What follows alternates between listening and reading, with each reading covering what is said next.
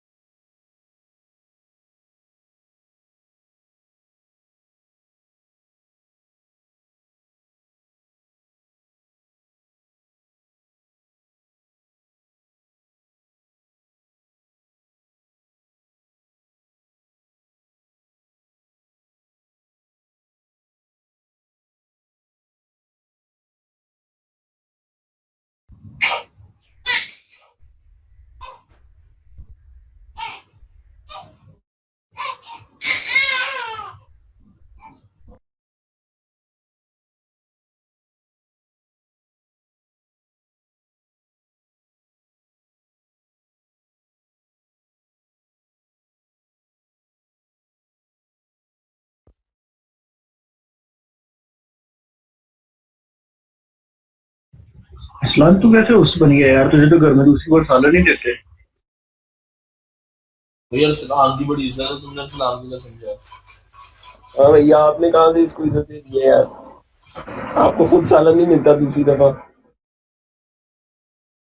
नहीं उधर तला भाई को कुछ नहीं कहना प्लीज। ताला भाई को आईडी कार्ड के बगैर घर में नहीं जाने देते भैया। मुस्लिम टोन बढ़ जाता है फ्री।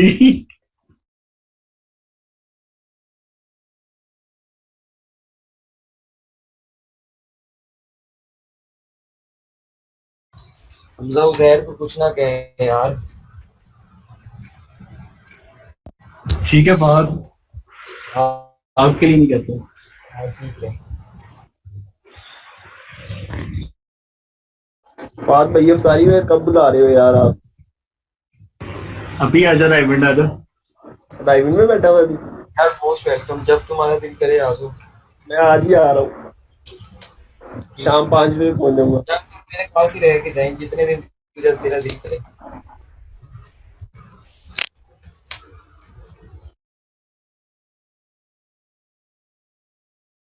यार उसने समझदारी कर ली है।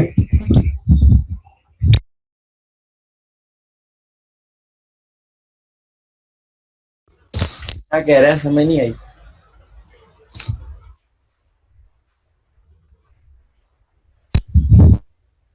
मैंने बोला उसने सिर्फ अफ्तारी करनी है। हाँ मैंने यार उसे अफ्तारी करवानी, उसकी खातिरदारी करनी है, मैंने उससे क्या कहना है। अच्छा अच्छा, खातिरदारी की बात करनी है, ठीक हो गया।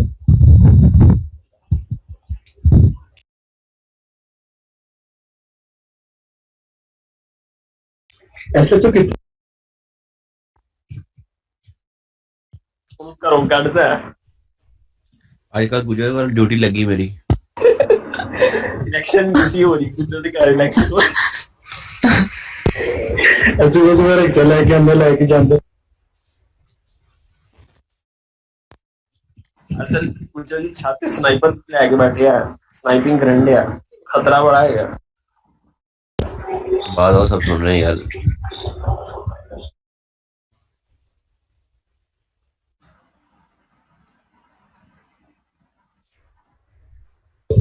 यार वो शाम होस्ट कर।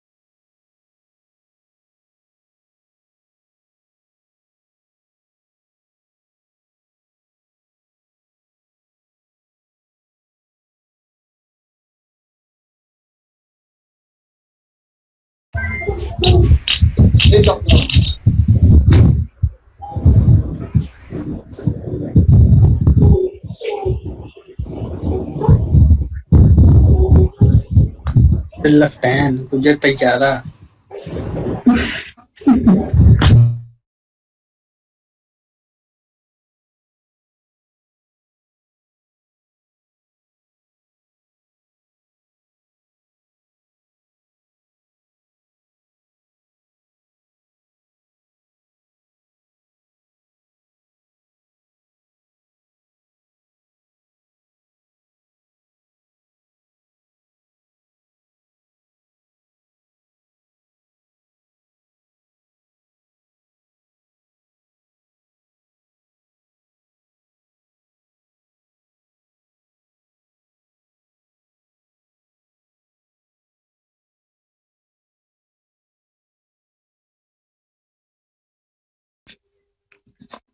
आप लोगों को मैं वो नहीं कर रही, म्यूट नहीं कर रही, सो काइंडली मुझे चीजें साथ साथ बताते जाइएगा।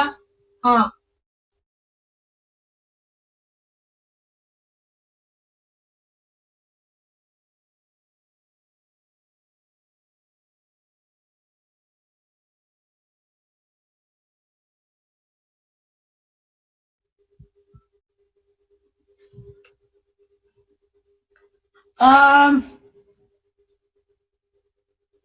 काइंडली अपनी अटेंडेंस एक तो दोबारा कर दें, मुझे सब लोग ही अपनी दोबारा से अटेंडेंस भेज दें।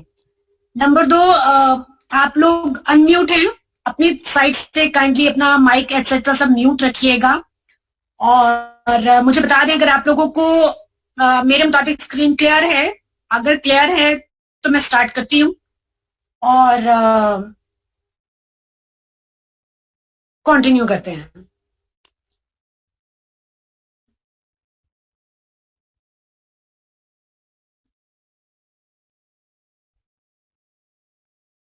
जी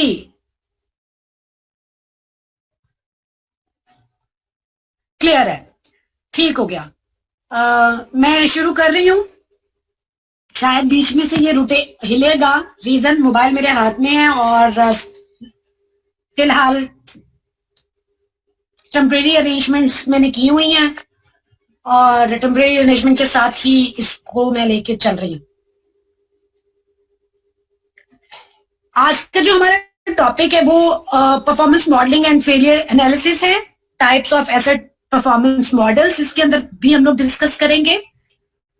तो इसमें हम लोग देखते हैं इसके सब, चूंकि हम लोगों ने बात की है कि परफॉर्मेंस मॉडल है, तो परफॉर्मेंस तभी हम देखेंगे जब उसमें फेलियर आएगा, किसी भी टाइप का फेलियर, ठीक है। सो सबसे पहले हम बात करते हैं डेटरियोरेशन, जो हमने पहले भी डिस्कस किया हुआ है, ठीक है। और इसी को फर्दर इसी से शुरू करते हैं, क्योंकि परफॉर्मेंस मॉडल है और फेलियर है। तो इसमें कौन कौन सी टाइप का फेलियर हो, मतलब क्या क्या है, किस किस हिसाब से डेटरियोरेट होता है, ये सब हम लोग इसमें ही देखेंगे, ठीक है। तो शुरू करते हैं कि जो मतलब हमने उसमें भी पढ़ा था कि डेटरियोरेशन क्या चीज है। जो भी डैमेज आता है, ठीक है, जो भी डैमेज होता है उसको हम लोग कहते हैं कि ये इसमें फेलियर आना शुरू हो गया या डेटरियोरेट टूटना शुरू हो गया, ठीक है। अब जो ये है, ये डिपेंड करता है प्रॉपर्टीज ऑफ मटेरियल पे कि क्या प्रॉपर्टीज हैं, देन उस किस इन्वायरमेंट में वो काम कर रहा है, ठीक है। प्रॉपर्टीज ऑफ मटेरियल क्या है और इन्वायरमेंट क्या है, इस चीज पे ये चीज बहुत ज्यादा मैटर करती है, ठीक है, कि अगर उसका वो इन्वायरमेंट के साथ कंपेटेबल है कि नहीं, ठीक है। उसमें चेंजेस क्योंकि इन्वायरमेंट के साथ इसका ज्यादा इंटरेक्ट होता है, तो ये उसके साथ इसका लिंक ज्यादा बनता है। सो इसमें हम लोग ये चीज देखते हैं। अब इसमें क्या क्या प्रॉब्लम्स आ सकती है, इसमें फिजिकल प्रॉब्लम आ सकती है स्ट्रक्चर के अंदर, केमिकल आ सकती है, मैकेनिकल आ सकती है। केमिकल मतलब जो मटेरियल का रिएक्शन होगा with other materials as well as with environment, ठीक है, तो उसकी केमिकल आ सकती है, देन मैकेनिकल आ सकती है, हाइड्रोलिक आ सकती है, ठीक है। मींस अगर हम ब्रिज की बात करें या टनल्स की बात करें, उसमें ये मैकेनिकल हाइड्रोलिक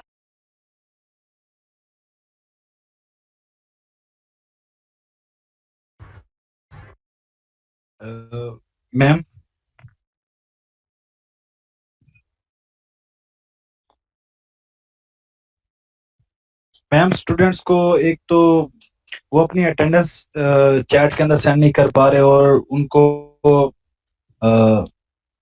स्क्रीन भी वो कह रहे हैं कि विजिबल तो है लेकिन ब्लर आ रही है। काइंडली वो थोड़ा एडजस्ट कर दें। लाइट का इशू बता रहा है, तो उसकी भी करना। सॉरी, थोड़ा सा शायद प्रॉब्लम आए, रीजन मैंने अपना बैक कैम ऑन किया हुआ है, मोबाइल से मैं उसको कनेक्ट कर रही हूँ, लेकिन जो अटेंडेंस की बात करें, मुझे अटेंडेंस सबकी आ रही है।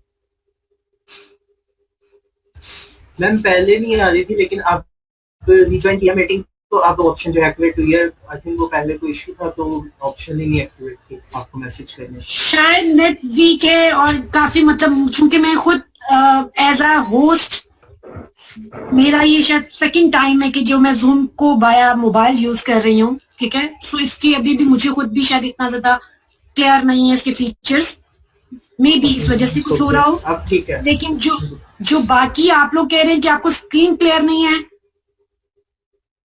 वो ना आप लोगों को थोड़ा एडजस्ट करना पड़ेगा। एक सेकेंड, मैं इसको सिर्फ जो काम कर सकती हूँ अपने एंड पे यही कर सकती हूँ। ना बेहतर है तो मुझे बता दें। मैम बेटर नहीं है कि आप आज हमें कोई दूसरा टास्क आज हम कर लें तना पढ़ने से?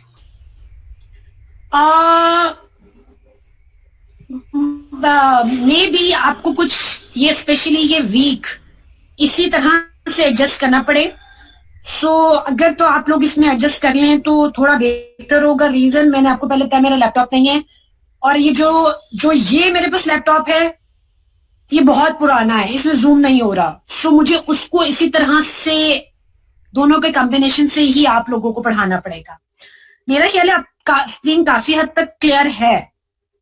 काइंडली ऐसे करिए ना, तारिक स्लाइड्स भेज दो तो वो तारिक स्क्रीन क्लियर है, आप ऑडियो से पढ़ाती जाना।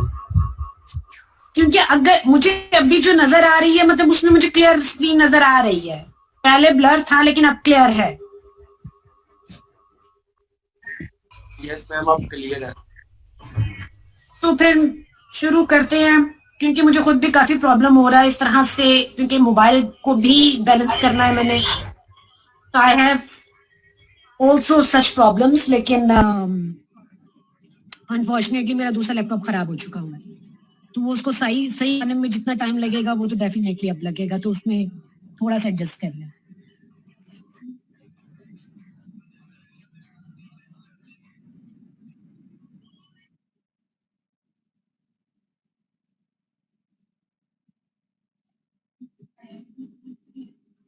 इसको क्योंकि ये इकट्ठी स्लाइड्स हैं, सो मैं जितना आप लोगों को पढ़ाती हूँ सिर्फ मैं उतना शेयर करती हूँ, ठीक है, आप लोगों से. तो मैंने अभी तक वो लेक्चर नहीं निकाला कि जितना आप लोगों से शेयर करना है, ठीक है. नेक्स्ट मैं ये भी कर लूंगी कि आप लोगों से इस तरह से शेयर कर दूं, ठीक है. आज का लेक्चर निकाली तो फिर मैं आगे इसको भी कर लूंगी कवर.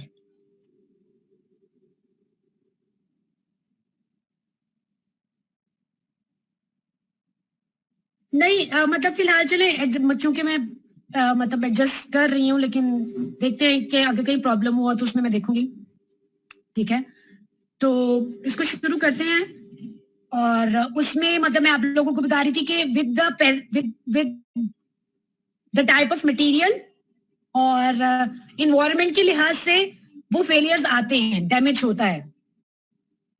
मैम आपकी स्क्रीन नजर नहीं आ रही. स्क्रीन नजर नहीं आ रही है? ऐसा तो नहीं हो सकता.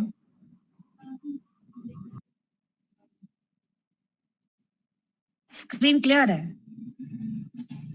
मैम ये अरसलान को नहीं नजर आ रही, चश्मा उतारा होगा. बस ठीक है, फिर बेहतर है कि काइंडली माइक ऑफ कर दें, और टाइम पहले ही काफी गुजर चुका है तो डिस्टर्ब ना ही करें. सो इसमें किस किस्म की प्रॉब्लम्स हो सकते हैं?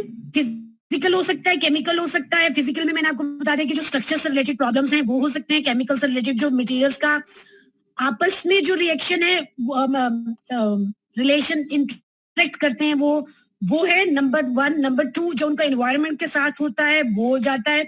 देन मैकेनिकल एंड हाइड्रोलिक का मैंने आपको बता दिया. इन केस ऑफ टनल और ब्रिजेस ये इनका फंक्शन होता है, और तो उसके साथ जो इंटरेक्ट ये कर रहे होते हैं मटेरियल, उसकी वजह से कोई प्रॉब्लम हो सकता है.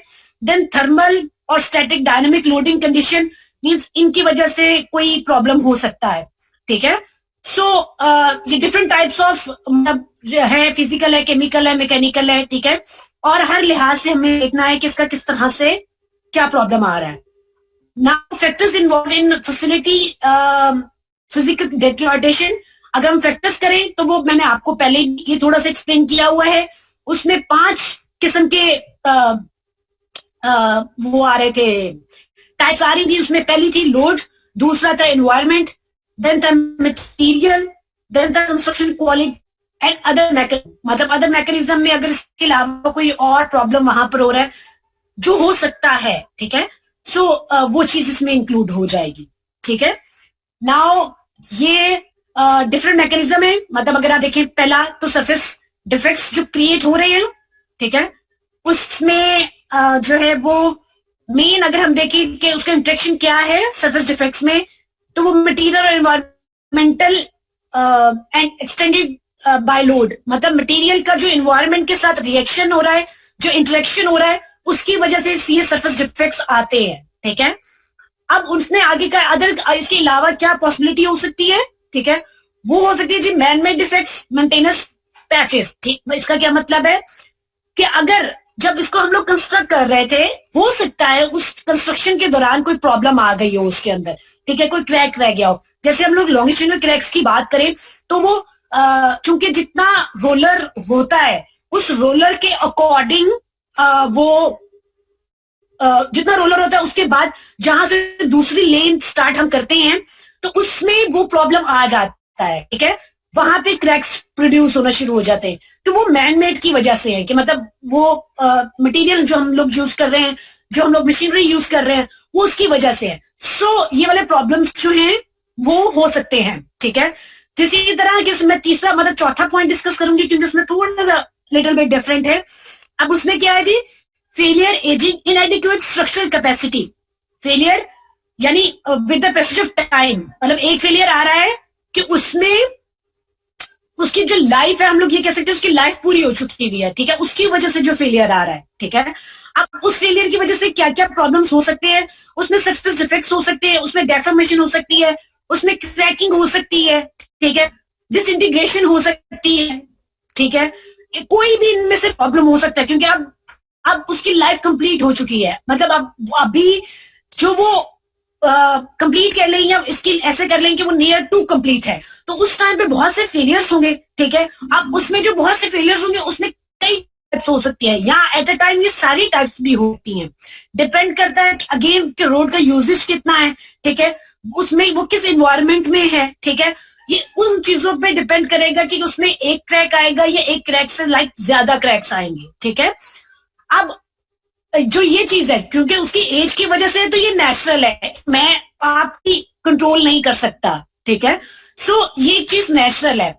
इसमें हो क्या सकता है, ठीक है, मतलब इसमें दूसरी पॉसिबिलिटी हो सकती है, capacity and safety consideration maintenance, ठीक है। इसका क्या मतलब, अगेन वो जो उसको मेंटेनेंस रिक्वायर्ड थी, ठीक है, वो उसकी प्रॉपर नहीं हुई, ये हो सकता है, तो उसी वजह से इसमें ये फेलियर्स आ रहे हो।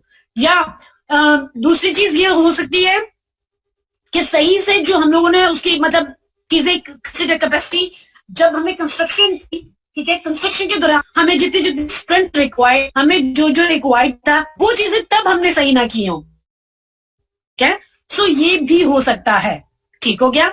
सो इसकी एक चीज की कई पॉसिबिलिटीज हो सकती हैं, ठीक है।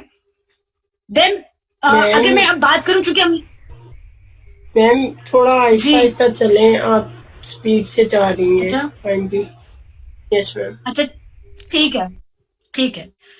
नेक्स्ट आ गया जो अभी हमने बात की थी केमिकल की, कि इसमें केमिकल प्रॉब्लम्स भी हो सकते हैं। सो उसकी वजह से क्या होता है, अब केमिकल रिएक्शंस क्यों हो रहे होते हैं, उसकी एक रीजन ये होती है कि हम लोग एडिटिव्स यूज कर रहे हो। एडिटिव्स मतलब कि उसकी स्ट्रेंथ को इनहांस करने के लिए हम लोग कोई एडिशनल मटेरियल्स ऐड कर रहे हो, ठीक है। जैसे जो नीचे बात की है कि एडिशन ऑफ लाइम और फ्लाई ऐश, ये कोई ना कोई मटेरियल्स हम ऐड कर रहे हो। अब उन मटेरियल्स की वजह से वो चूंकि सीमेंट और बाकी चीजों से रिएक्ट करेगा, तो उनकी वजह से भी प्रॉब्लम्स हो सकती हैं, ठीक हो गया। अब उसमें जो है वो मजीद इसमें कैसे मतलब हो सकती है कि अगर reduce creep strain and improve the jetting resistance of the asphalt pavement through polymer modifiers, ठीक है। अब हम जो ये एडिटिव्स यूज करते हैं या इनको वो एक दूसरा वर्ड मेरे ज़हन से निकल गया है, इनको एक दूसरा वर्ड भी बोलते हैं इनके लिए एडिटिव्स के, स्किप हो गया। बहरहाल जो हम लोग वो एडिशनल मटेरियल यूज कर रहे हैं जिसकी वजह से उस हमारी रोड की और हमारे मटेरियल की स्ट्रेंथ इनहांस कर जाए, इंक्रीज कर जाए, ठीक है।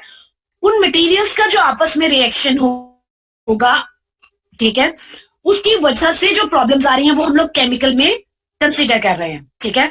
देन एक तो वो है जो आपस में रिएक्शन कर रहे हैं, मतलब मटेरियल के साथ रिएक्शन कर रहा है।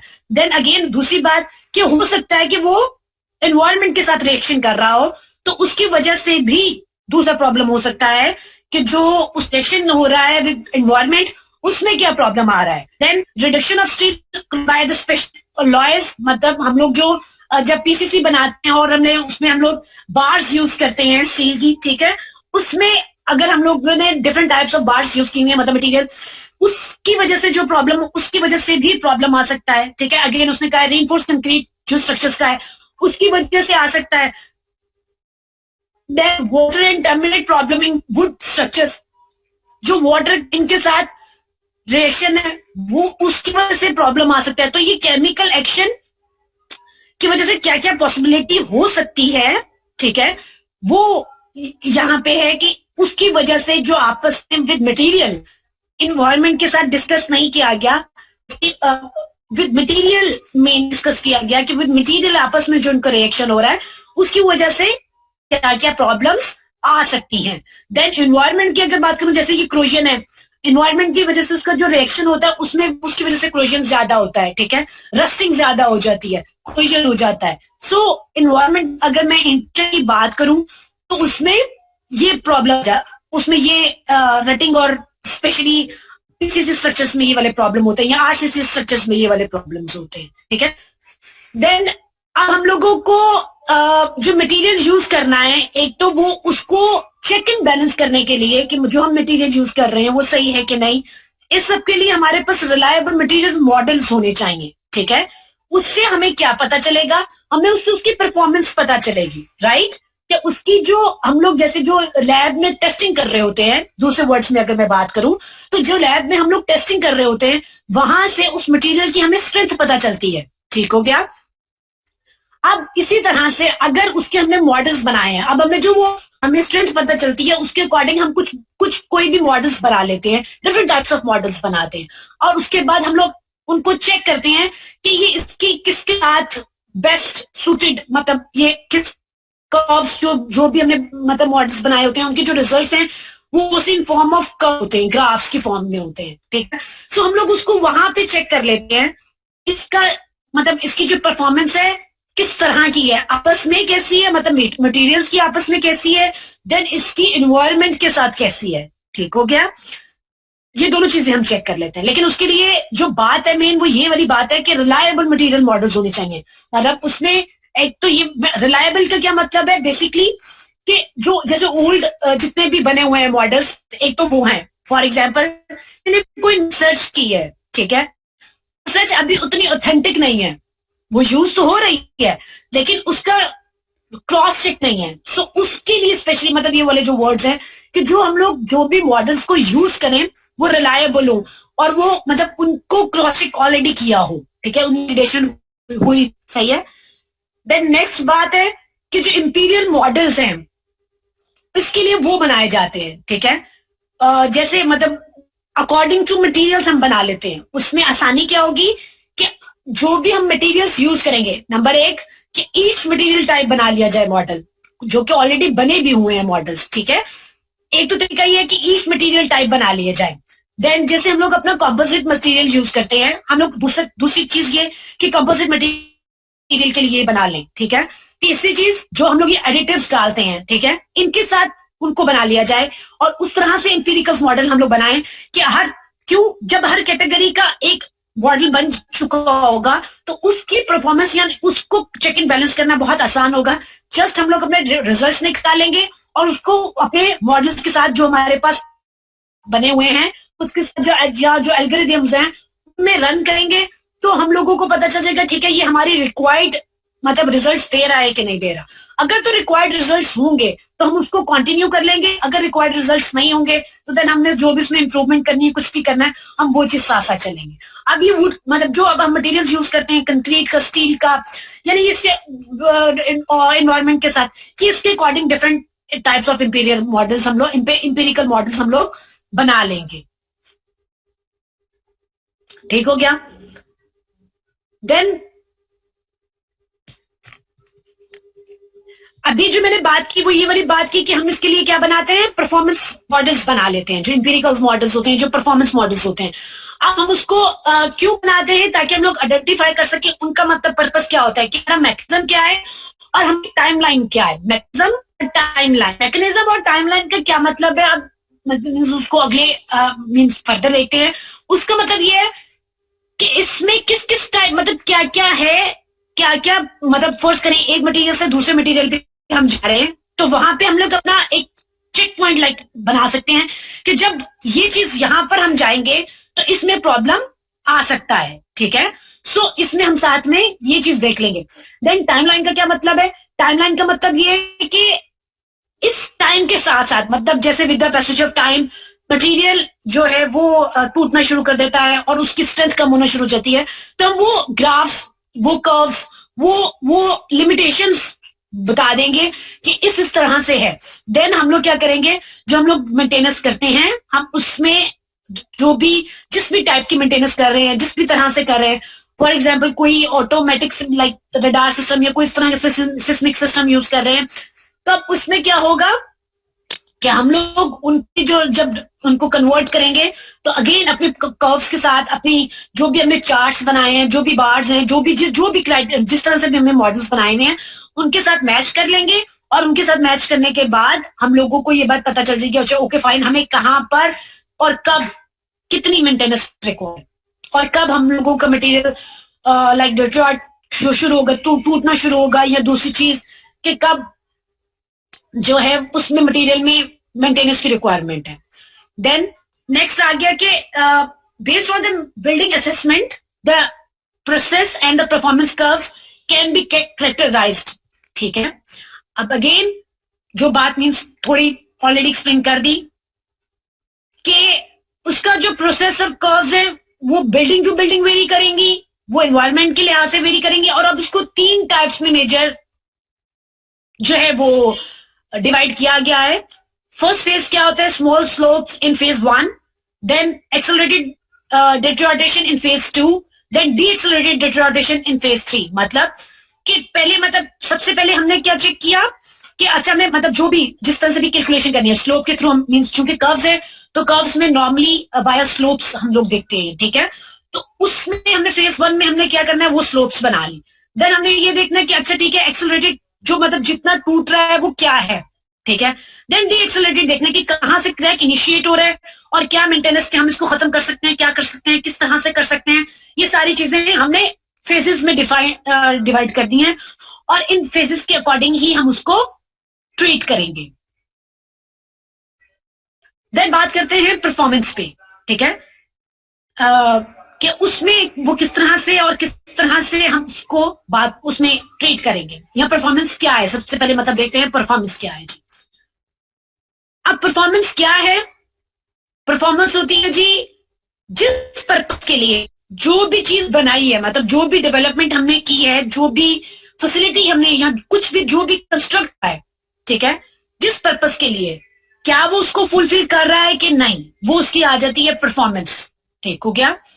अगेन कि जो भी हमने चीज बनाई है, कुछ भी कंस्ट्रक्ट किया है, वो बिल्डिंग हो सकती है, वो रोड हो सकती है, वो ब्रिज है, वो टनल है, अंडरपास है, कुछ भी, मतलब कोई भी चीज जो कंस्ट्रक्ट हुई है.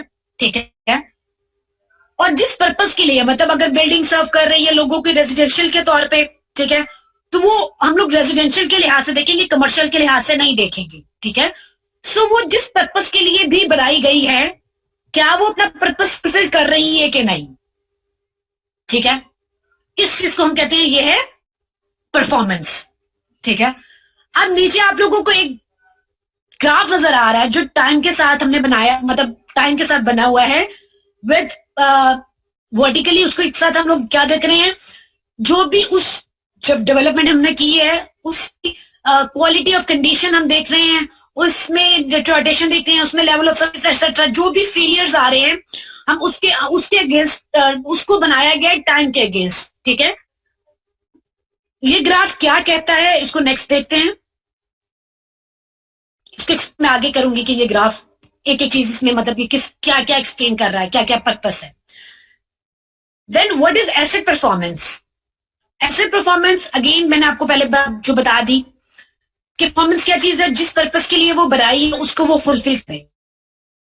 ठीक है, अब परफॉर्मेंस 2 टाइप की है. Number 1 physical performance, number 2 operational performance. ठीक है, फिजिकल परफॉर्मेंस से रिलेटेड क्या बात है कि उसकी जो फिजिकल कंडीशन है, जो स्ट्रक्चर है, जो है वो चीजें वो आ जाएगा फिजिकल परफॉर्मेंस में.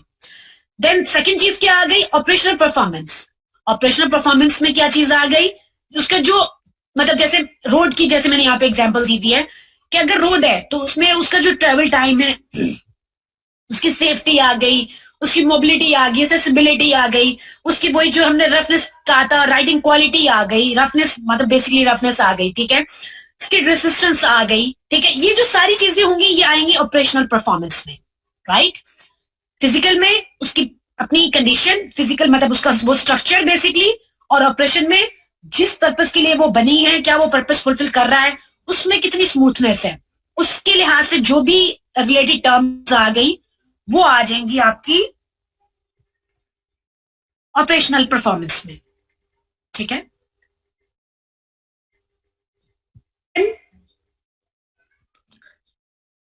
Again performance of infrastructure facility कि ये अब इसमें जो बात हुई हुई है वो ये इसमें जो बात हुई है वो ये हुई है कि जो फैसिलिटी जिस पर्पस के लिए बनी है उसको पूरा करे, नंबर 1। नंबर 2, उस टाइम स्पेन क्या है, ठीक है, और उसको मतलब हमने उसकी क्वालिटी क्या रखी है, उसके अंदर रहते हुए वो जो अपना पर्पस फुलफिल कर रही है वो उसकी परफॉर्मेंस ऑफ इंफ्रास्ट्रक्चर फैसिलिटी में आ जाएगा, ठीक है। इसमें मतलब से बस नई चीज इसमें क्या है, वो जिस उसकी क्वालिटी, उसकी जो हमने सर्विस लाइफ रखी हुई थी उस सर्विस लाइफ के अंदर रहते हुए जो वो यूजर्स को फैसिलिटेट कर रही है, ठीक है, वो उसकी आ गई performance of infrastructure facility. Then आ गया कि जो मैंने आपको पीछे बताया कि परफॉर्मेंस कॉन्सेप्ट, ठीक है, वो क्या है। अब उसमें सबसे पहले आएगी कि परफॉर्मेंस क्या है, लेकिन अगर मैं थोड़ा सा बैक का ही आप माइंड में रखिए तो मैंने आपको बताया इसको फेजेस में डिवाइड कर दिया है। पहला फेज जो हम स्लोप निकालते हैं, अब जो एरिया अंडर द कर्व है वो चीज आ जाती है परफॉर्मेंस के अंदर, ठीक हो गया। एरिया अंडर द कर्व वो आ गया परफॉर्मेंस के अंदर, ठीक है। अब अगर हम उसके इनिशियल कंडीशंस देखें, उसमें लेवल ऑफ सर्विस आ गया। अब इनिशियल कंडीशन की अगर मैं बात करूं तो जितना टॉप पे है, ठीक है, जितना टॉप पे होगा उतनी उसकी परफॉर्मेंस अच्छी है। जैसे जैसे कर्व टुवर्ड्स डाउन आती जाएगी, इसका मतलब है उसकी परफॉर्मेंस कम होती जा रही है, उसकी परफॉर्मेंस डाउन होती जा रही है, ठीक है। सो अगेन यही बात है कि जो अगर हम टॉप की बात करें तो वो ऐसा ही है जैसे मतलब उसकी न्यू बना स्ट्रक्चर या जो बिल्कुल सही है वो स्ट्रक्चर, और with the passage of time जब डाउन जाएगी इसका मतलब उसमें प्रॉब्लम्स आ रही हैं। अब इसमें क्या होता है, हम लोगों ने, मैंने जो आपको बताया कि एक लेवल डिफाइन कर देंगे कि अगर उस लेवल से नीचे जा रही है तो मतलब वो बिल्कुल ही खत्म हो गया, या अगर उस लेवल तक मींस आ रही है तो ओके फाइन, वो सर्विस प्रोवाइडेड कर रही है, जिस भी फैसिलिटी वो जो भी पर्पस के लिए वो नहीं थी वो फुलफिल कर रही है। लेकिन अगर उस मिनिमम लेवल से नीचे चला गया तो इसका मतलब है वहां पे उसकी लाइफ साइकिल लाइफ खत्म हो गई, ठीक है, या उसमें जितना मतलब अब वो रोड, या मिसाल में रोड की ही दे रही हूँ, क्या वो रोड खत्म हो गया, अब उसकी फिजिकल कंडीशन खत्म हो गई है, ठीक है। देन साथ ही साथ हम इसकी मतलब जो चीजें चेक करते हैं, quality, level of service etcetera, ये सारी हम लोग चेक कर रहे होते हैं, ठीक है। नेक्स्ट क्या आ गया, इसको जो उसने एक्सप्लेन किया गया है। अब इसमें अगर मैं बात करूं ए की और बी की, ए और बी कर्व काफी बेहतर जा रही है, इसका मतलब इनकी परफॉर्मेंस क्या है, अच्छी है। अब अगर आप सी कर्व को देखें, ठीक है, अगर आप सी कर्व को देखें तो उसमें एक डिप आ रहा है, ठीक है, जिसने उस जो हमने मिनिमम लेवल था उसको मीट किया, ठीक है। उसके बाद हमें दोबारा उसमें से जो भी एनालिसिस या जो भी हमने उसमें करना था वो किया और उसकी लाइफ को थोड़ा सा इंप्रूव करवा दिया। इसमें यही बात है कि गुड परफॉर्मिंग फैसिलिटी, जिसमें गुड का मतलब जिसमें ईच एंड एवरीथिंग सही है, मतलब कोई फेलियर नहीं है, उसका level of service, condition, safety etcetera सब ठीक है, ठीक है। देन उसमें जब हमने उसको इंप्रूव कर दिया, उसमें मेंटेनेंस और रिहेबिलिटेशन या जो भी हमने प्रोसेस करना था उसकी वजह से उसकी सर्विस लाइफ को इंप्रूव कर दिया, तो वो यहाँ पे आके उसका ड्रॉप आ गया, ठीक है। देन हमने उसमें जो भी मेंटेनेंस की, जो कुछ भी किया, और एक दफा फिर उसको हमने गेन करवाया, और अगेन से उसकी मतलब with the passage of time जो भी उसका जो दोबारा से डेट्रिब्यूट होना है वो होना शुरू हो गया, लेकिन वो गेन काफी बेहतर हो गया, सही है। इस तरह से जो है इनका मींस हर कर्व जो है वो एक्ट करती है, और इस तरह से हम लोग परफॉर्मेंस को वाया परफॉर्मेंस कर्व्स जो है वो चेक करते हैं कि हमारी जो भी ये परफॉर्मेंस मॉडल मींस इन्हीं को परफॉर्मेंस मॉडल भी कहा जाता है, उन्हीं के रिजल्ट्स हैं ये। तो उसमें किस तरह से हमारा जो स्ट्रक्चर है वो किस तरह से रिएक्ट कर रहा है, और with the passage of time क्या चेंज आ रहा है, कहाँ पे क्या चीज है, वो ये सारी चीजें मतलब इनको हम मीट करवा लेते हैं कि इस टाइम पे वो किस वाली से मीट कर रही है, तो ठीक है, हमें अब क्या जरूरत पड़ गई है वहां पर, ठीक है, इसका मतलब ये हुआ। देन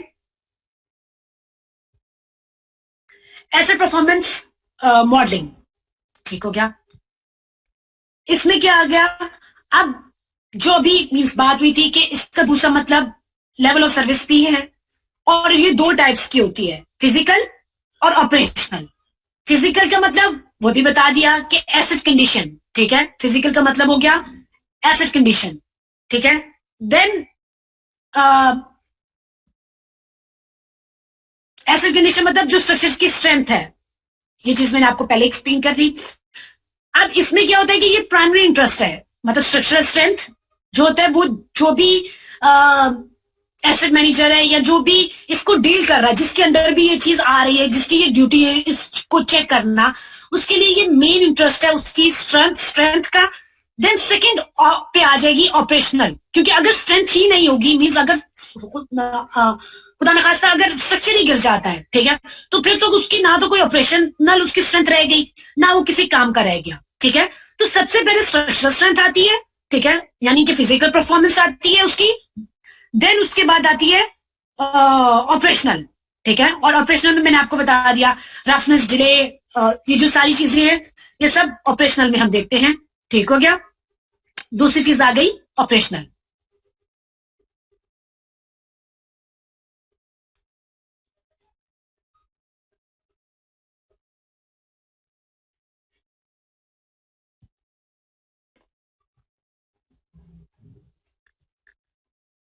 देन अब गुड परफॉर्मेंस क्या होगी, अगर हम फिजिकल की बात करें तो गुड परफॉर्मेंस क्या होगी, और फिजिकल की मतलब उसमें आ गया कि good ride quality increases road user safety, reduce travel time, increase travel time, reliability, comfort आ गया, lower the vehicle operation cost आ गई, ठीक है। ये सारी चीजें जो आएंगी ये फिजिकल की आएंगी। अगर मैं ऑपरेशन के लिहाज से अब बात हो जाए, अगेन टाइम एंड होने वाला है तो मैं दोबारा से कनेक्ट कर लूंगी, तो काइंडली आप लोग सारे उस लिहाज से इसको करेक्ट कर लीजिएगा, ठीक है। पुअर परफॉर्मेंस की बात करूं तो पुअर राइडिंग क्वालिटी आ गई, ठीक है, डिलेज आ गए, डिस्कम्फर्ट आ गया, रफनेस आ गई, रटिंग आ गई, ठीक है। जो ये सारी चीजें आ रही होंगी, ये सारी चीजें आती हैं पुअर में, ठीक है।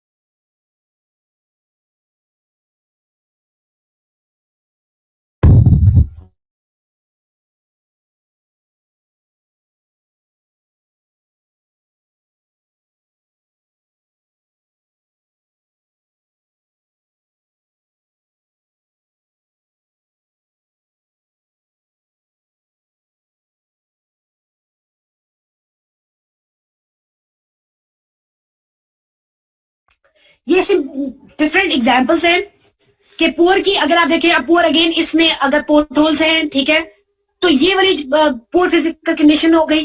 गुड की बात करें तो जितनी स्मूथ होगी रोड, उतनी जो कंडीशन है वो अच्छी होगी, जितनी कंडीशन है वो अच्छी होगी, ठीक है। देन आ गया कि अगर मतलब उसी तरह से ये ऑपरेशनल परफॉर्मेंस की बात करूं कि जितना वो राइडिंग क्वालिटी वो अच्छी चल रही है, मींस जितना स्मूथ है गाड़ियां फील कर रही है, डिस्कम्फर्टनेस कम है, जितना वो है डिस्कम्फर्टनेस कम है, ठीक है। और जो ड्राइवर्स हैं, अगर उनकी अगर टायर्डनेस की बात करूं, जितने टायर्डनेस कम होगी इसका मतलब उसकी ऑपरेशनल परफॉर्मेंस उतनी कम होगी, हाँ जी, जितनी कम होगी इसका मतलब उसकी ऑपरेशनल परफॉर्मेंस उतनी अच्छी है, ठीक है। पुअर की अगर आप देखें तो उसमें रश नजर आ रहा है, ठीक है, दैट मीन्स के उसमें लाइक कंजेशन वाली बात जो आ गई कि अगर कंजेशन है, ट्रैफिक सिग्नल सही से वो वर्किंग पोजीशन में नहीं है, ठीक है, तो ये इसकी पुअर मतलब दूसरी एग्जांपल है पुअर ऑपरेशनल परफॉर्मेंस की, ठीक है। तो ये मतलब दोनों पुअर में आ रही हैं, लेकिन एक साइड दिखा दी आपको जो है वो फिजिकल के लिहाज से, और दूसरी चीज दिखा दी उसकी ऑपरेशन के लिहाज से, कि जो भी सिग्नल्स हैं या जो भी मतलब उस इस टाइप की जितनी भी चीजें डिलेज आ रहे हैं उनको, ठीक है, ये चीजें जो भी हैं वो पुअर में आ गई, ठीक है।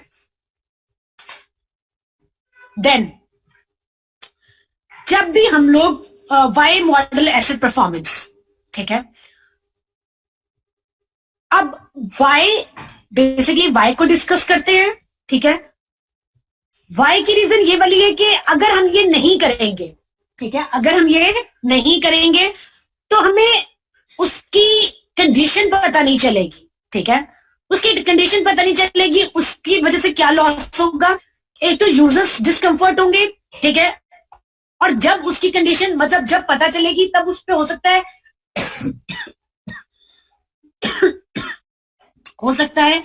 तब बहुत ज्यादा कॉस्ट रिक्वायर्ड हो उसके लिए, ठीक है। सो वाई की रीजन ये है। देन और क्या रीजन है वाई की, मतलब why we do model of मतलब why do asset performance modelling, और ये सारी चीजें क्यों करते हैं कि हम अपना फ्यूचर भी कर सकते हैं। फ्यूचर में मतलब कि कब कब हमें उसकी करनी है, मेंटेन करनी है, नंबर एक। नंबर दो कि किस तरह से हम लोग को उसकी कंडीशन को इम्प्रूव करना है, किस कब कब मींस उसकी सर्विस लाइफ को इनहांस करना चाहते हैं, तो हमें उसके लिए पता चलता है, ठीक है। सो ये है एसेट परफॉर्मेंस करने की, ठीक हो गया। देन इसके मतलब एक्सप्लेन जो किया हुआ है, पहला वर्क प्लान के पास से वो मैंने आपको एक्सप्लेन कर दिया। वर्क प्लानिंग का क्या मतलब है कि अगर कोई फ्यूचर में काम करना चाहते हैं जो मेंटेनेंस करनी है उसके लिए। देन बजटिंग, बजटिंग भी ये हो गया। अगर हम लोगों को टाइमली सारी चीजें पता चलेंगी, दैट मीन्स हम लोग उसको तब बजट पे सही कर सकते हैं। अगर लेटर स्टेजेस पे हमें पता चलेंगी तो हमें ज्यादा बजट एलोकेट करना पड़ेगा। जैसे मैंने मतलब लास्ट में भी जो एक्सप्लेन करती रही हूँ कि ऐसा भी हो सकता है कि नए सिरे से उस चीज को बनाना पड़ जाए, तो उस टाइम पे वो ज्यादा लॉस है इस पर कुछ टाइम के बाद की लॉस का, ठीक है। तो ये चीज आ जाती है। Then system wide assessment means with the passage time जो असेसमेंट होगी उसकी वजह से। Then revising of frequency of asset condition inspections, उसकी एसेट हमारे जो भी उसकी जो कंडीशन की इंस्पेक्शन करनी है उसको देखने के लिए भी हम लोग को इन मॉडल्स की जरूरत होती है। ये मैं कॉल एंड कर रही हूँ, तो इसके साथ ही अगली शुरू कर रही हूँ, उसको ज्वाइन कर लीजिएगा क्योंकि काफी कम रह गया।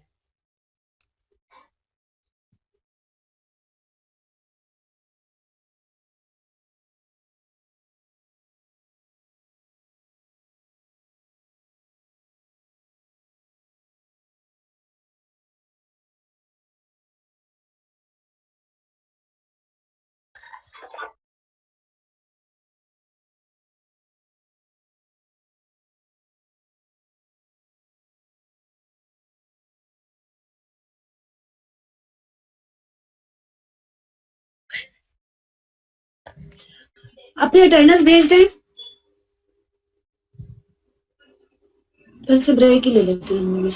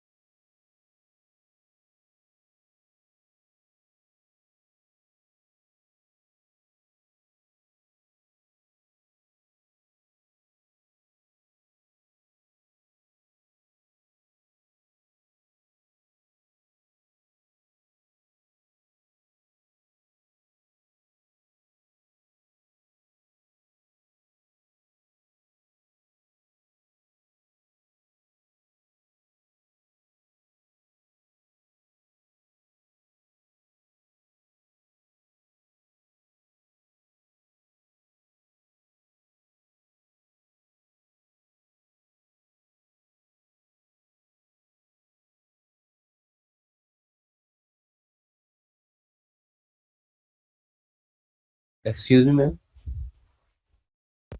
जी सुन रही हूँ। मैम मैंने आपसे बात करनी थी कि मैंने आपको मेल भी की थी वो प्रेजेंटेशन के टॉपिक के बारे में मैम। जी आप अरसल हैं। जी मैम, राइट। जी मैम।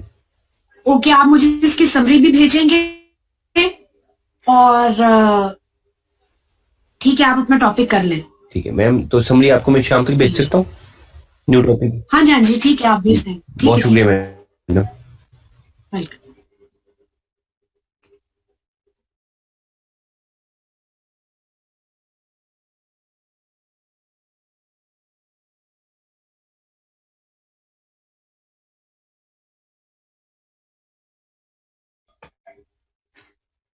अच्छा, मैं मतलब इसी के साथ वैसे एक जनरल बात हो गई है तो मैं इसको एक्सप्लेन कर देती हूँ। इस सब्जेक्ट से रिलेटेड है। चलें चलें, मैं जब वो क्लास लूंगी उसी में बता दूंगी। कल लेक्चर है ना उसका, कल एक्सप्लेन करूंगी। पार्टिसिपेंट हो गए हैं, काफी पार्टिसिपेंट हो चुके हैं मैम, तो फिर मेरा ख्याल है शुरू करते हैं हम। ठीक है। अच्छा, अब मैंने आपको हम लोग मीन्स जो एक्सप्लेन कर रही थी वो यही एक्सप्लेन कर रही थी कि हमें जो मॉडलिंग करनी है हमें क्यों करनी है। ठीक है। अब उस मॉडलिंग के साथ क्या कर मीन्स क्यों करनी है वो बता दी कि हम उसकी फ्यूचर कंडीशन पता चली है, हम अपना प्लान कर सकते हैं को कि किस किस तरह से हमने कैरिड आउट करना है। देन हम लोग बजटिंग कर सकते हैं कि कितनी बजट उसको एलोकेट करें, क्योंकि हमें हर एक को बजट एलोकेट करना होता है, तो उसमें हम बजट एलोकेट कर सकते हैं क्या बजट होगा। ठीक है। देन उसकी मतलब बिल्डमेंट हो सकती है। देन हो सकता है कि उसकी हमने इंस्पेक्शन मतलब बिल्डिंग की कर सकते हैं, कब कब क्या क्या जरूरत है। देन अगर नेक्स्ट चीज इसी आ गई नेटवर्क लेवल की, देन आ गया condition prediction use for aggregate condition forecasting. Aggregate condition forecasting कि जो भी हम मटेरियल यूज कर रहे हैं नेटवर्क लेवल पे, जो भी हम मटेरियल यूज कर रहे हैं उसकी हम लोग प्रेडिक्ट कर सकते हैं कि वो कितने अच्छे हैं कितने बुरे हैं। ठीक है। कितने टाइम बाद उसमें उनकी वजह से वो टूटना शुरू हो जाएंगे, उनकी स्ट्रेंथ वीक होना शुरू हो जाएगी। ठीक है। सो हम लोगों को ये पता चलता है क्योंकि हमने टेस्टिंग तो ऑलरेडी की होती है। ठीक है। तो उस टेस्टिंग से हमें पता चल जाएगा कि ये हमारा मटेरियल कितना स्ट्रांग है। ठीक है। कब तक चलेगा, तो वो यही चीज हम लोग अपने इन्हीं उसी रिजल्ट्स को यूज करते हुए हम बेसिकली मॉडल बना लेते हैं। और देन उसके साथ जो मैंने आपको बताया कि इस तरह से हम लोग मैच कर लेते हैं, तो उसको मैच ये चीज पता चल जाती है कि उसको हम लोगों को वो मैच करने पे हमें सॉरी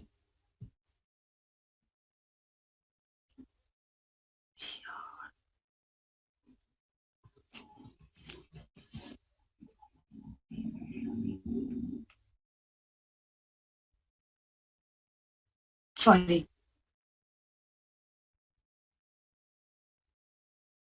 जी, उसको मैच करने में हमें पता चल जाता है कि हमारी एग्रीगेट की कंडीशन कैसी है। Then system wide work planning, वही चीज कि हम लोग अपना वर्क उसी से बाद प्लान कर सकते हैं। हमें पता चल गया इसकी इतने अरसे बाद आफ्टर 6 months पहली मेंटेनेंस रिक्वायर्ड है, या वैसे 6 months तो नहीं होता, मिनिमम ईयर 1 year तो चलती है रोड।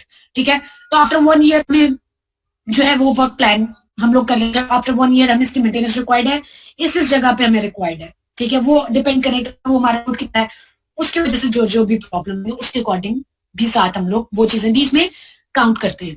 देन आगे इंस्पेक्शन शेड्यूलिंग आई, मतलब कि हम लोग कर लेते हैं कि हमने कब कब शेड्यूल कर लेते हैं, स्केड्यूल बना लेते हैं कि हमने कब कब इंस्पेक्शन करनी है। ठीक है। मीन्स 1 month करनी है, आफ्टर 2 months, आफ्टर 3 months, कब कब करनी है। ठीक है। सो हमें ये चीज भी पता चल जाती है। ठीक है। देन नेक्स्ट आ गया व्हाट इज मॉडल, क्योंकि मैं बात करी थी कि मॉडल आने हैं, तो अब हम उसमें देखते हैं कि मॉडल क्या चीज है। ठीक है। जो मॉडल है उसको हम लोग मतलब 2 तरह से एक्सप्लेन कर सकते हैं। मतलब से कह लें कि मॉडल 2 टाइप्स के होते हैं। ठीक है। कौन सी 2 टाइप्स के होते हैं? नंबर 1 रियल मॉडल्स और नंबर 2 वर्चुअल मॉडल्स। ठीक है। हम मॉडल्स दो टाइप के बनाते हैं और उस लिहाज से उनको चेक करते हैं। जो रियल मॉडल्स होते हैं, एक रियल मॉडल होते हैं और एक वर्चुअल मॉडल होते हैं, ठीक है। तो उस लिहाज से हम उनकी कंडीशन और ऑपरेशन स्ट्रक्चर की स्ट्रेंथ, फिजिकल कंडीशन एटसेट्रा हम उसके अकॉर्डिंग चेक कर लेते हैं, ठीक है। देन व्हाट इज जो है real model and what is virtual model.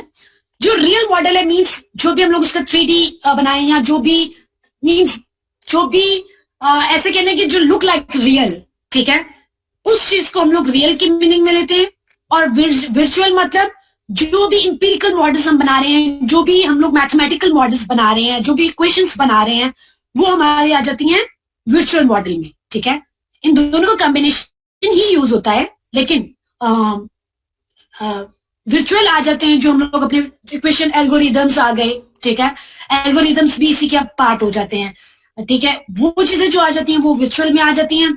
और रियल मतलब जो look like real, 3D solid 3D हम लोग कह लें कि उस तरह से जो बनता है। इसी की में आ गया मतलब के मॉडल क्या है, is the representation of part of reality. Part of reality मतलब मींस हमने जो मॉडल्स बनाए होते हैं उसमें हम लोगों को ये पता चल जाता है कि अच्छा ठीक है, ये कंडीशन होगी तो ये होगा, ऐसा होगा तो मींस सारी चीजें कवर की जाती हैं उसमें कि अगर ऐसा होगा तो उसमें हम लोग ये चेंज करेंगे, अगर ये प्रॉब्लम आ रही होगी तो हमने इस तरह से ट्रीट करना है। तो वो पार्ट ऑफ रियलिटी होता है, हम लोगों को लाइक वो बता देता है चीजें कि किस तरह से किन चीजों को हमने करना है, ठीक है। देन कोई भी जो मॉडल है वो उसकी एट्रीब्यूट्स को बता, मतलब जो जैसे मैंने आपको पीछे एक्सप्लेन कर दिया कि उसमें उसकी फिजिकल ऑपरेशन कंडीशन भी आएगी, उसमें उसकी ऑपरेशनल कंडीशन भी आएगी, उसमें वो सारी चीजें उसकी जो भी स्ट्रक्चर है, जो भी हमारा एसेट है, वो उसकी सारी चीजें जो एक्सप्लेन कर रहा होगा, ठीक है। और उन सारी चीजों के लिहाज से वो हमें बता रहा होगा कि अगर इसमें ये चीज आती है तो किस तरह से बिहेव करना है, मतलब तो हम लोगों ने क्या ट्रीटमेंट करना है, अगर ये प्रॉब्लम आ रहा है तो ट्रीटमेंट किस तरह से करना है एटसेट्रा, ठीक है।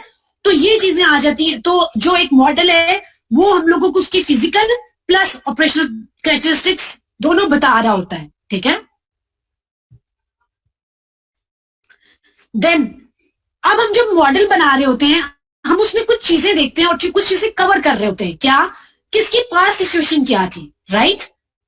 देन नेक्स्ट इसकी करंट सिचुएशन क्या है, देन थर्ड चीज इसके फ्यूचर कैसा होगा, ठीक है। अगेन एक मॉडल बनाते वक्त थोड़े से लिंक इसको मैं TI के साथ कर रही हूं, जैसे जैसे हम लोग उसकी स्टडी कंडक्ट करते हैं तो हम उसमें भी यही करते हैं कि पास्ट क्या है, करंट क्या और फ्यूचर क्या होगा। सेम मतलब इसको मैं जेनेरिक टर्म में भी अगर एक्सप्लेन करूं तो इसमें यही आ जाएगा कि हम लोग जब भी कोई भी चीज या कोई भी मॉडल बनाते हैं, कोई भी बिल्डिंग है, कोई भी कंस्ट्रक्शन है, कोई भी वैसे मतलब जैसे वर्चुअल में अगर हमने अभी बात की तो वर्चुअल लेवल की भी अगर बात करूं तो उसको भी हम लोग सारी कंडीशंस के लिए बनाते हैं और उसमें तीनों सिनेरियोस को कवर करते हैं, ठीक है, कि पास्ट क्या है, करंट क्या है, फ्यूचर क्या होगा, ठीक है। देन इसमें जो डिस्क्राइब मतलब इसमें इसकी हम लोग यही तीनों चीजें इसकी करते हैं, डिस्क्राइब करते हैं इसकी physical condition, structure, then condition और ऑपरेशनल और जो भी उसका जो भी ऑपरेशनल कंडीशन है। देन जब प्रिडिक्ट करते हैं मतलब एक्सप्लेन करने में भी हम लोग ये तीनों देखेंगे चीजें। देन जब प्रिडिक्ट करेंगे तो भी हम इन तीनों चीजों, इन तीनों सिनेरियोस के लिए देखेंगे और इन तीनों सिनेरियोस के लिए में हम लोग उसकी फिजिकल स्ट्रक्चर भी देखेंगे कैसा है, उसकी कंडीशन क्या है वो भी देखेंगे और उसके लिए क्या ऑपरेशन, उसका क्या ऑपरेशनली वो किस तरह से है, उसके जितने भी जो भी उससे उसके रिलेटेड एट्रीब्यूट्स हैं हम उन सबको कवर करते जाएंगे फॉर 3 सिनेरियोस, पास्ट, करंट और फ्यूचर, ठीक है। तीनों के लिए हम उसका डिस्क्राइब में भी हम तीनों सिनेरियोस के अकॉर्डिंग देखेंगे। देन उसकी जो हाथ था मेरा वहां पे। देन उसके साथ में हम फिजिकल कंडीशन भी मींस उसकी जो इधर वाली दूसरी कंडीशन है हमें वो भी हमने इसके साथ ही देखनी है कि उसके फिजिकल स्ट्रक्चर की क्या कंडीशन है, देन उसकी मतलब वैसे उसकी जो ऑपरेशनल है वो क्या कंडीशन है, ठीक है, उसके जितने भी एट्रीब्यूट्स हैं वो क्या क्या हैं, सही हो गया, ये सब देखेंगे। देन आ गया वाया एट्रीब्यूट्स, मतलब जब भी हमने करना है मैनेज वो 2 तरीके से आ गया, ठीक है, कि एट्रीब्यूट्स के अकॉर्डिंग, ठीक है, कि जो भी एसेट है उसमें जो है model trying to describe and predict, ठीक है, उसमें उसके एट्रीब्यूट्स के हवाले से किस तरह से है। देन सेकंड चीज आ जाएगी जो भी हमने पढ़ी, रियल और वर्चुअल, उसकी जो है वो क्या होगा, उसमें कैसे हमें वो मॉडल कैसे बनाना है, वो कैसे रिएक्ट करेगा, उसमें क्या क्या चीजें कंसिडर करनी है, क्या क्या फैक्टर्स इंक्लूड करने हैं, ठीक है, उन फैक्टर्स की क्या क्या वैल्यूज होंगी, क्योंकि जो इक्वेशंस जो भी एल्गोरिथम्स बनेंगे वो सारे फैक्टर्स को इंक्लूड करके बनेंगे, उनकी वैल्यूज क्या होंगी, वो वैल्यूज किस पे बेस करेंगी, यानी ईच एंड एवरीथिंग मींस इन दो चीजों पे ये डिपेंड, मींस दो क्लासिफिकेशन हमने कर दी, एक एट्रीब्यूट के हवाले से, दूसरा फॉर्म ऑफ मॉडल के लिहाज से, मतलब एक में उसकी देख ली कि एट्रीब्यूट्स क्या है और दूसरे में देख लिया कि वो रियल है, मॉडल्स देख लिए कि रियल है, वर्चुअल है, ठीक है, एल्गोरिथम्स हमने कौन से बनाए हुए हैं, ठीक है, ये सारी चीजें हमने दूसरे में देख ली। Then model classification on the basis of the asset attributes we seeks to describe. Number 1 हम उसमें करते हैं सिस्टम फिजिकल मॉडल्स, मतलब उसमें सिस्टम फिजिकल मॉडल्स में क्या आ जाएगा कि टाइम के लिहाज से एसेट में कोई चेंज तो नहीं आ रहा, ठीक है, कोई प्रॉब्लम तो नहीं आ रहा। जैसे फॉर एग्जांपल हमने ब्रिजेस के केस में बीम्स होते हैं या हमने जो बीम्स यूज किए होते हैं, ठीक है, वो किस तरह से बिहेव कर रहे हैं, ठीक है, with the passage of time उसमें मतलब कोई वो प्रॉब्लम्स तो नहीं आ रही हैं, तो ये आ जाता है फिजिकल मॉडल्स, ठीक है। दूसरा आ गए कंडीशन मॉडल्स। कंडीशन मॉडल्स में हम लोग क्या देखते हैं कि उसकी सरफेस रफनेस क्या है, उसकी कंडीशन क्या है, ठीक है, और ये तो हो गया सरफेस में, वो सरफेस के लिहाज से।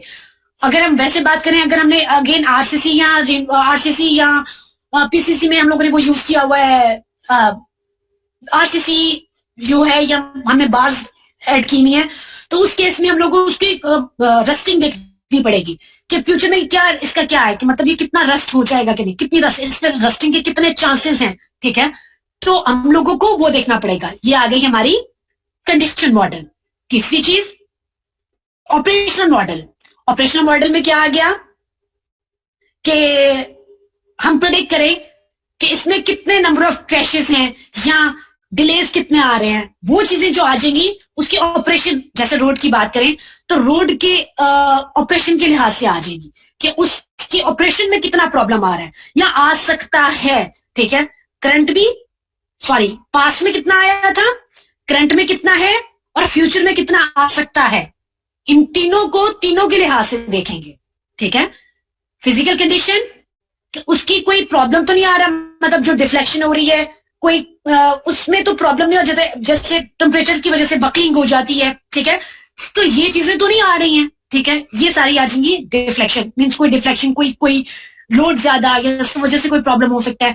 देन कंडीशन मॉडल्स, उसमें क्या आ जाएगा अगेन रफनेस के लिहाज से, ठीक है, या अगर आरसीसी हो रहा है तो क्रेशन के लिहाज से आ जाएगा। तीसरा ऑपरेशन मॉडल्स, और उसमें हम उसका ऑपरेशन डिस्कस करेंगे कि उसके ऑपरेशन में कोई प्रॉब्लम जो आ रही है, डिले आ गया, कोई कंजेशन हो रही है, ठीक है, कोई एक्सीडेंट हो गया, कोई अनयूजुअल इंसिडेंट हो गया, जैसे मतलब वो अर्थक्वेक एक्सेट्रा, ठीक है, कोई ब्लास्ट एक्सेट्रा, तो ये चीजें उसकी ऑपरेशन की, उसका ऑपरेशन कितना डिस्टर्ब हुआ है, ठीक है, वो चीजें आ जाएंगी सिस्टम ऑपरेशन मॉडल में।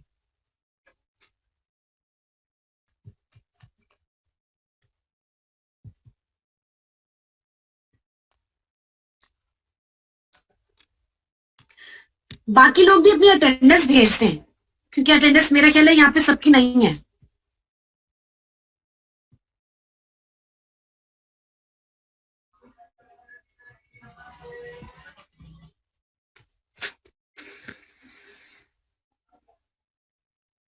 देन अभी हमने बात की कि दो टाइप्स के मॉडल होते हैं, एक रियल मॉडल्स होते हैं, एक वर्चुअल मॉडल होते हैं। उनको फर्दर देखते हैं कि क्या उनकी क्लासिफिकेशन, फर्दर क्या क्लासिफिकेशन है, ठीक है। तो फर्दर क्लासिफिकेशन में जो रियल मॉडल्स होते हैं वो दो टाइप के होते हैं, स्टैटिक मॉडल्स और डायनामिक मॉडल्स, ठीक है। स्टैटिक बाय वर्ड हमें पता है कि मतलब पॉइंट लोड, ठीक है, यहाँ स्लो मूविंग कर लें, देखते हैं आप उसमें रियल मॉडल्स में वो किस तरह से होंगे। देन हो गया दूसरा डायनेमिक मॉडल्स के मूवमेंट वाले हो गए, क्योंकि रियल मॉडल्स हैं तो इसको स्टैटिक मतलब कि सिर्फ एक मॉडल बना के रख दिया है। जैसे अगर वो बिल्डिंग का कोई मॉडल हो गया, ठीक है, कोई इस तरह की जो मॉडल हो गया वो स्टैटिक में आएगा। डायनेमिक मतलब कि हम उसमें मूवमेंट दिखा रहे हैं, मतलब जैसे फॉर एग्जांपल ब्रिज है तो मूवमेंट ऑफ व्हीकल्स दिखा दें, ठीक है। जैसे अगर जो सिमुलेशंस होती हैं हम उसको इसमें कवर कर सकते हैं, जो डायनेमिक मॉडल्स होते हैं वो सिमुलेशंस इसमें आ जाएंगी। Then virtual models means mathematical, इसमें भी अगेन डिफरेंट टाइप्स हैं। अब वो क्या क्या है, स्टैटिक मॉडल्स और डायनेमिक मॉडल्स। स्टैटिक मॉडल्स भी आगे दो में डिवाइड है और डायनेमिक मॉडल्स भी दो में डिवाइड है। स्टैटिक मॉडल्स, न्यूमेरिकल मॉडल और एनालिटिकल मॉडल, ठीक है, मैथमेटिकल फॉर्म में जो हम लोग कर दें। डायनेमिक में भी अब उसमें क्या आ रहे हैं, न्यूमेरिकल मॉडल्स और एनालिटिकल मॉडल्स, ठीक है। अगेन फर्दर मींस दो टाइप्स है उन दोनों की। ये एक एग्जांपल है रियल मॉडल की, लेकिन रियल स्टैटिक मॉडल की, ठीक है। मींस उसमें क्या है, जो मैंने आपको कहा कि सिर्फ हम मॉडल्स बना के रखते हैं, ठीक है। तो ये जो होंगे वो आ जाते हैं रियल मॉडल्स में, ठीक है। सिंपल जो एक वो बनाया होता है किसी का मॉडल, जैसे इन्होंने यहाँ पे एक छोटा सा सॉर्ट ऑफ ब्रिज मॉडल है, ठीक है। कोई भी आप मॉडल बना के रख देते हैं, जैसे अरफा का बना हुआ है, या जैसे हमारी रोड का हम लोग एक मॉडल बना देते हैं, बिल्डिंग्स का नॉर्मली बना होता है, ठीक है। तो वो आ जाते हैं हमारे रियल मॉडल्स में और रियल स्टैटिक मॉडल्स में, ठीक है। देन मैथमेटिकल की बात करें तो उसमें आ जाते हैं स्टैटिक में बॉयजनेस इक्वेशन आ जाती है, ठीक है, मूवमेंट इक्वेशन आ जाती है। अब डायनामिक की अगर बात करें तो उसमें सेकंड लॉ ऑफ मोशन आ जाता है न्यूटन्स का, यहाँ हाइड्रोलिक मॉडल्स आ जाते हैं, ठीक है। फ्लूइड के जो बाकी मॉडल्स हैं वो आ जाते हैं, ठीक है। ये चीज आ जाती है वर्चुअल मॉडल्स में। देन फर्दर मतलब जो हमने बात की थी कि ये कि आगे ये फर्दर डिवाइडेड न्यूमेरिकल और एनालिटिकल में, ठीक है। तो अब देखते हैं कि न्यूमेरिकल मॉडल्स क्या होते हैं, ठीक है। न्यूमेरिकल्स मॉडल क्या होते हैं जी, the most common of these are the simulation models. Basically ये सिमुलेशन मॉडल्स भी हो सकते हैं, मतलब बेसिकली जो एल्गोरिथम्स हम लिख रहे होते हैं इसकी बेस पे सिमुलेशन हो रही होती है, ठीक है। तो वो चीजें जो आ जाती हैं वो न्यूमेरिकल मॉडल्स आ जाते हैं, ठीक है। अब वो क्या करते हैं, that replicates the behaviour of और operation of the highway assets, ठीक है। उसमें हाईवे हो गया, या अगर मैं बिल्डिंग की बात करूं तो हम बिल्डिंग का बनाना थोड़ा सा मुश्किल है लेकिन बनता जरूर है। उसमें मूवमेंट ऑफ पीपल हम लोग दिखा देते हैं, ठीक है।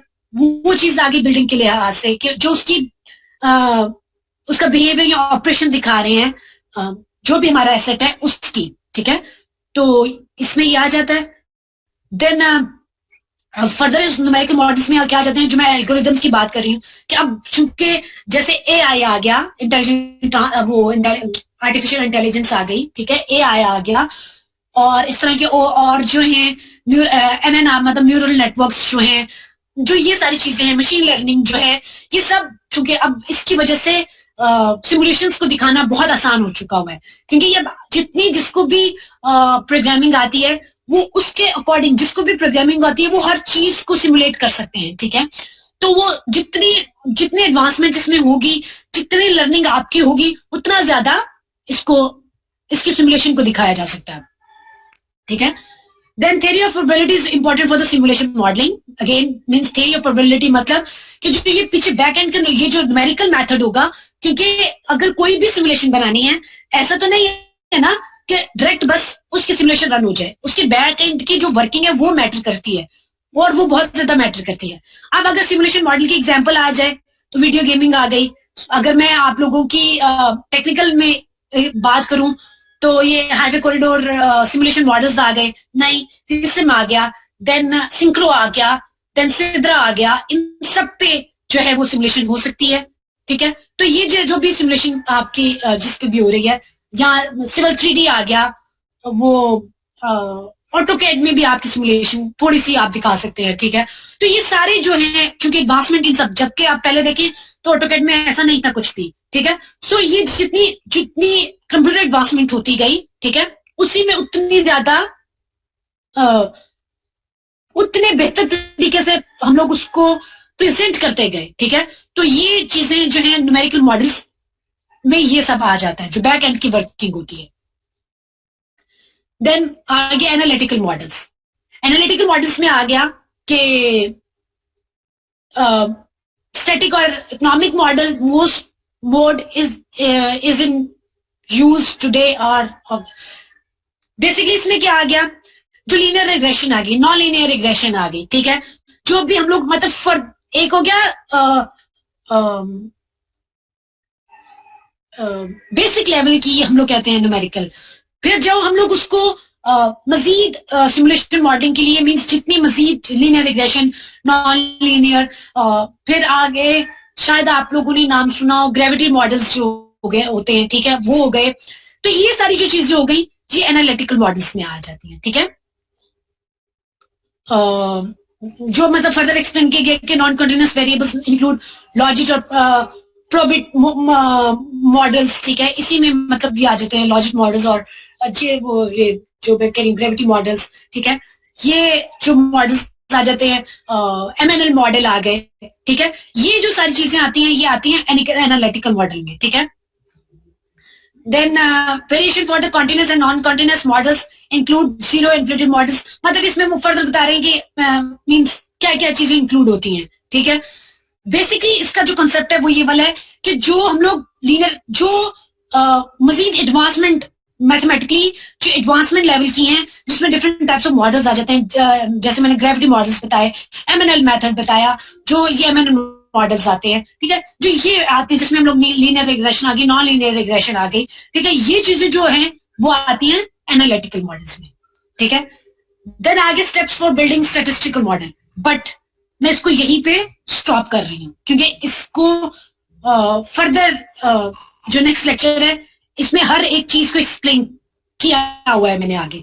तो पहले इन स्टेप्स को बता दूंगी और इन स्टेप्स के बाद एक एक स्टेप को आगे फर्दर देख लेंगे कि हर स्टेप का क्या मतलब है, हर स्टेप किस तरह से डिफाइन हो रहा है, ठीक हो गया।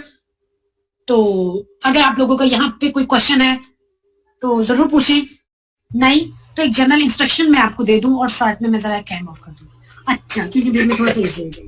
जनरल इंस्ट्रक्शन में ये है जो मैंने आपको कहा था कि मैं नेक्स्ट क्लास में दूंगी कि आपकी जो प्रेजेंटेशन है उसको साथ में तैयार रखिएगा, ठीक है।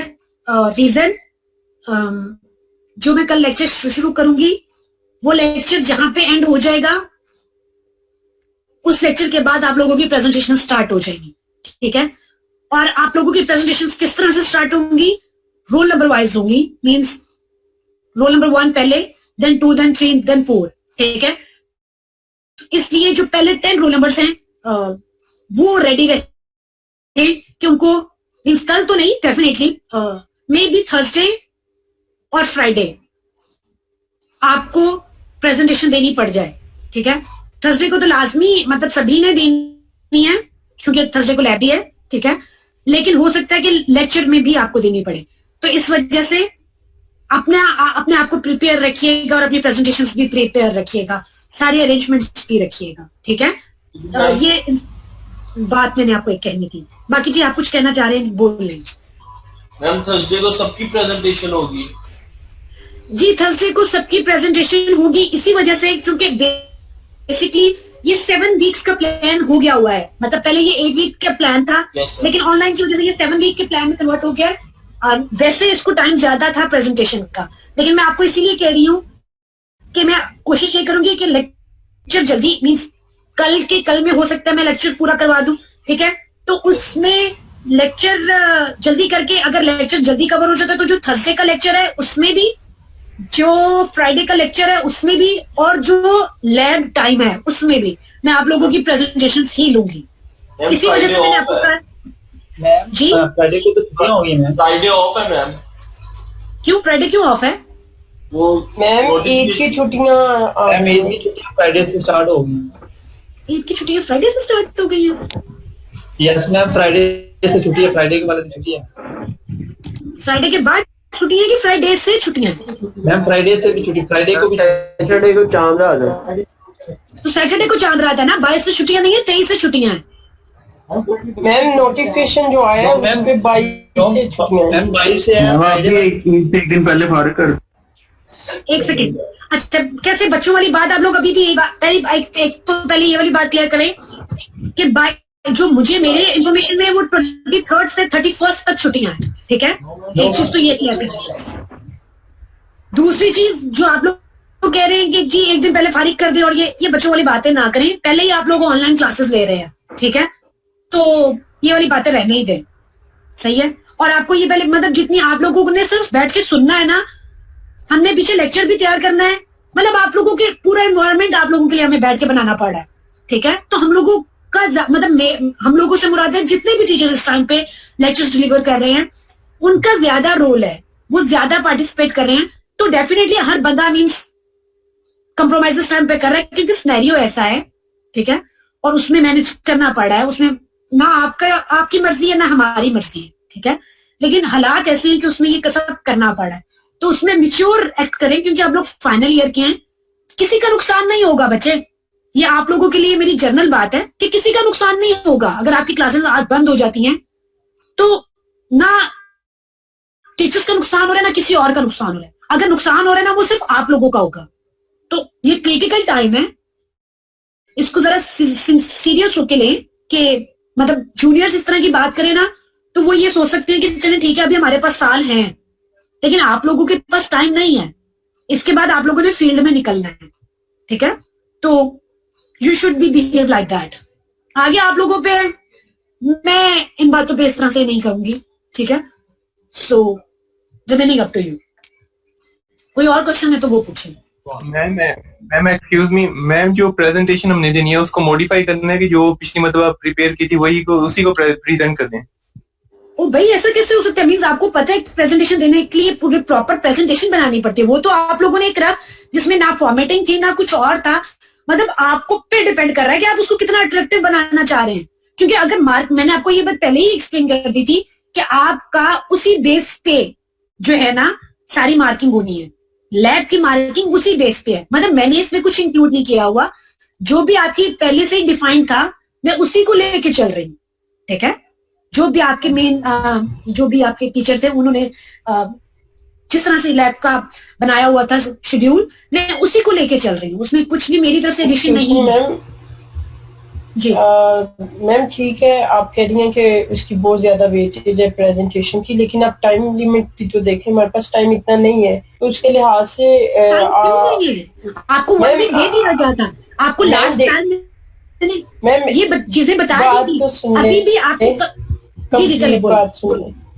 तो मैम हमारा सिर्फ यही सब्जेक्ट नहीं चल रहा, हम थ्रू आउट द वीक जो है 8 से 4 क्लासेस ले रहे हैं और बाद में हर सब्जेक्ट की एक आध असाइनमेंट मिली होती है जो हमने करनी होती है। रमजान भी चल रहा है और साथ में ये वाला सीन भी है, और 8 से 4 क्लासेस के बाद स्टूडेंट जो है वो इतना नहीं होता कि उसमें कैपेसिटी कि वो इतना ज्यादा मतलब इस पे दोबारा से वर्किंग कर सके, तो हम ऑलरेडी असाइनमेंट्स भी कर रहे हैं बाकी सब्जेक्ट्स की, तो उसके लिहाज से आपको अभी इसके बारे में सोचना चाहिए कि इसकी अगर इतनी ज्यादा वेटेज आप रख रहे हैं तो इसका भी टाइम लिमिट भी तो बढ़ाएं आप। Thank you. जो वेटेज है वो इतनी ही है, टाइम लिमिट भी यही है। आपको पूरा 1 वीक दिया गया था, ठीक है, नॉर्मल लैब टाइम पे, इसी वजह से आपको उस टाइम पे भी लैब टाइम में मैंने कम करवाया और लैब टाइम पे ही ये मीन्स हो रहा है, ठीक है। एडिशन मैंने जो आपको कहा थर्सडे का एक लेक्चर और फ्राइडे का मैं इंक्लूड कर रही हूँ, रीजन ताकि सबके प्रेजेंटेशन हो जाए। इवन आप जिन लोगों ने काम दिखा दिया था वो उस दिन लीव कर गए थे, मैंने 3:30 बजे तक सबको टाइम दिया था। मैंने आपको अगेन कहा कि मेरा टाइम ज्यादा मैटर कर रहा है, ठीक है। अगर आप लोग थ्रू आउट क्लासेस ले रहे हैं ना, इसके मैं आपको जवाब ये दूंगी, अगर लाइव क्लासेस हो रही होती, मतलब आप यूनिवर्सिटी में आके क्लासेस ले रहे होते, तब भी यही होता, तब भी इसमें कोई चेंज ना आता, तब भी आपकी प्रेजेंटेशन अभी ही होनी थी, ठीक है।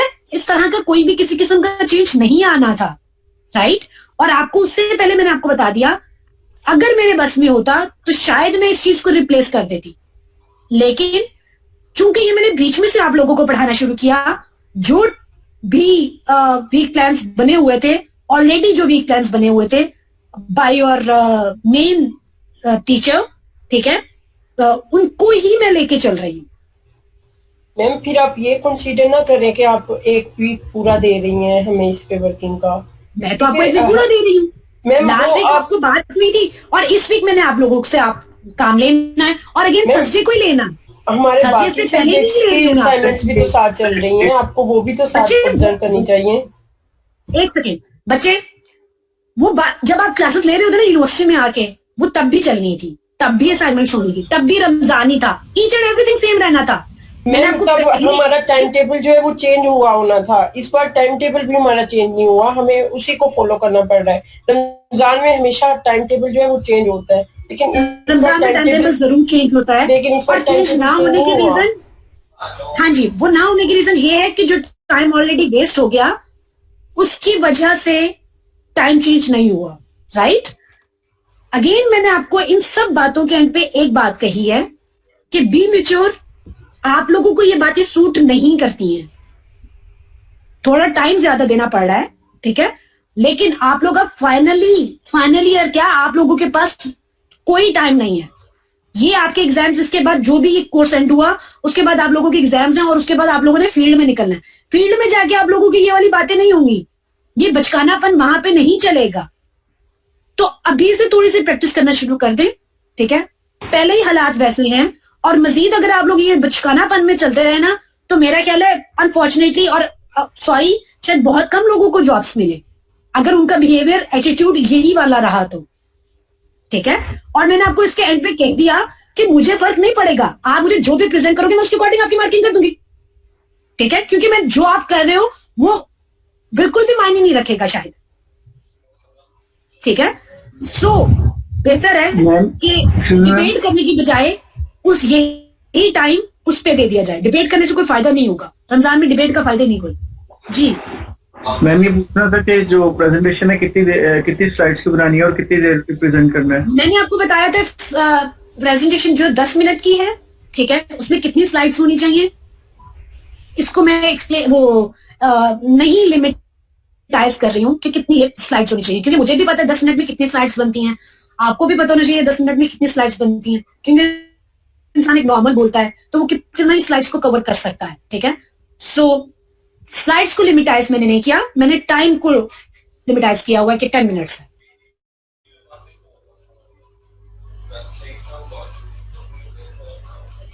Anybody else? अगर नहीं है तो आप लोग लीव कर सकते हैं।